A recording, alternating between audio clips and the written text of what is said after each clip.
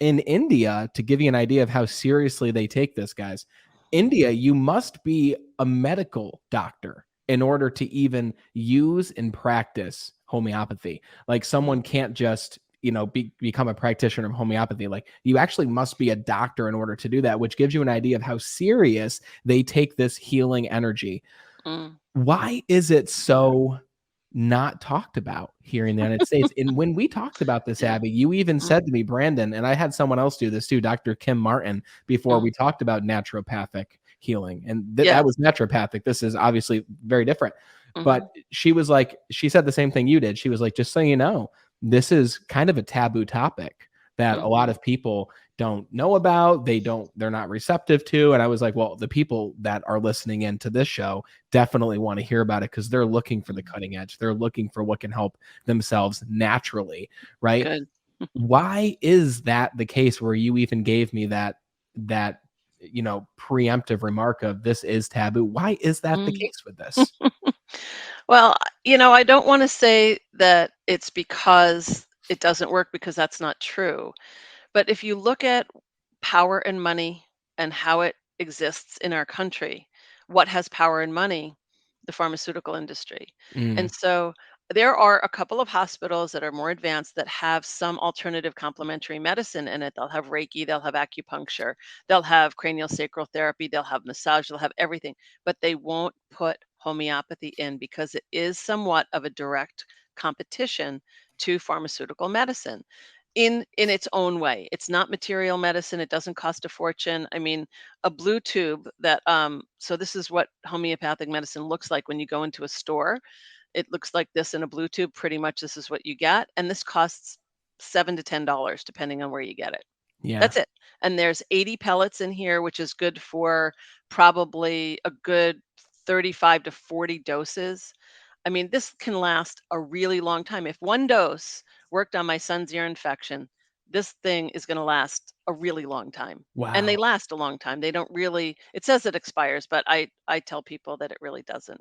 Yeah. As long as And you that's keep them 30C dry. on that That's bottle. 30C. Yes, Okay. most of the time. So 30C, let's see. I don't know if I could. There you go, Yeah. 30C. And I pull this one up because this is what I call the gateway drug into homeopathy. It's called Arnica montana, and it's great for the road warriors, the exercise warriors, the ones that garden, snow shovel, where you're so overusing your muscles and you're bruised and you're sore, and it's like, and if you take a dose of arnica, you feel a whole lot better. It's also, I have a quick story about my other son. We were in Walmart, and he was on the cart. He was walking right below me, pushing the cart. He was probably 2 years old, and he fell down, boom, hit his head, and this like egg just started to pop on his head, and he was like crying, and he was so upset. And I'm like, okay, not good. And I thankfully carry arnica in my pocketbook, and I said, okay, let's go sit down. Let's just give you some arnica and let's just see how you do. And so we sat down, I gave him the arnica, and within 5 minutes he stopped crying, and he started to like say, I'm thirsty. And I was watching the egg on his head as it was coming out, and it slowly receded back into his head. And it was just, I remember looking at that going, oh my goodness, that was Yeah. cool.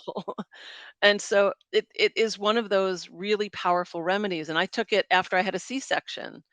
I took it, I did not need painkillers after a C-section. Oh my I gosh. took this, I was sore as crap, believe me, I was sore, but it was not in pain. And so Mm. I was taking that for a couple days. I was ready to leave the hospital in a day and a half. And they're like, no, you can stay for 3 days. I'm like, but I'm ready to go home, kind of thing. So it's just, there's some real power to this stuff. Yeah. Yeah. Now that compared to Tylenol, aspirin, those things, Mm, what is if you took one of those pellets, right? Obviously, it's mm, heavily compressed and compressed over and over and over again. yeah. What do those pellets consist of? Like, what is the substance inside of the pellet? So the pellet is basically a sucrose or lactose sucrose pellet. It's a sugar pellet, basically.